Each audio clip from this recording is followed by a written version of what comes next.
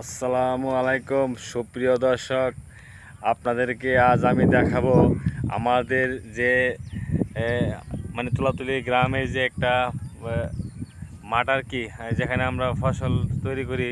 এখন ফসল মানে শেষ, এখন গরুগুলিকে মাঠে উন্মুক্তভাবে তাদেরকে ছেড়ে পালন করা হচ্ছে আর কি। এই যে এটা একটা তুলাতুলি গ্রামের শেষ প্রান্তে ইটখোলা, দেখেন কত সুন্দর দেখা যাচ্ছে। এটা আমাদের মেঘনা নদীর মানে পারে আর কি। আমাদের গ্রামটা অনেক একটা সৌন্দর্য। এই গ্রামে মনে করেন মেঘনার এই যে ওইখানে হচ্ছে আশুগঞ্জ ফাটি রাজা, অনেক একটা সৌন্দর্য পরিবেশ গ্রামের। আসলে দেখেন গরুগুলি বিকালবেলা বৃষ্টি বৃষ্টি হয়েছে, এখন বৃষ্টিতে ভিজা, তারা ঘাস খাইতেছে মাঠে। এই যে একটা বাচ্চা শীতে কাঁপতেছে, এর একটা গাভী, এর একটা ব্রাহ্মা জাতের গাভী বাচ্চা দিবে আর কি। মাশাআল্লাহ দিলে এটা 1 সপ্তাহ পরে বাচ্চা দিবে।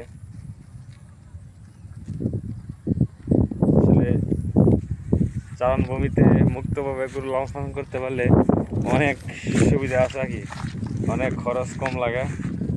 এই জন্য আমি তাদেরকে মাঠে আয়না ঘাস খাওয়াই ফেলি, পাকার দানা দেখাতে ছাড়াই ফেলি। এভাবে তারা যখন মাঠে ঘাস খায় তখন আলাদা একটা তাদের শরীরে একটা মানে গ্লেজ তৈরি হয় আর কি। এটা একটা ষাঁড় বাচ্চা, এটা লাম্পি আক্রান্ত হয়েছে। মাশাআল্লাহ দিলে এখন এটা আগের থেকে ভালো হয়েছে, এখন ঘাস পানি খাইতেছে মোটামুটি। দেখেন যে আমার গাভী থেকে এই যে এটা একটা বকনা বাচ্চা সাইওয়াল। আসলে যারা যেখান থেকে আমার ভিডিওটা দেখছেন, আমাদের যে গ্রামে যে সিনারিটা দেখেন কত সৌন্দর্য দেখা যাচ্ছে মেঘনা নদীর পাশে। এই যেটা আমাদের মেঘনা, এটা হচ্ছে আমাদের রায়পুরা থানা, মুসাবি ইউনিয়ন, আমরা তুলাতলি গ্রাম। আর এখানে আমাদের একটা সাইওয়াল জাতের ষাঁড় বাচ্চা, দেখেন মাশাআল্লাহ অনেক সুন্দর দেখা যায়। এটা একটা দেশি গাভী, এই যে আমার একটা গাভী, এই যে আমার জাঙ্গি ভাই এখানে আমার সাথে গরুকে ঘাস খাইতেছে।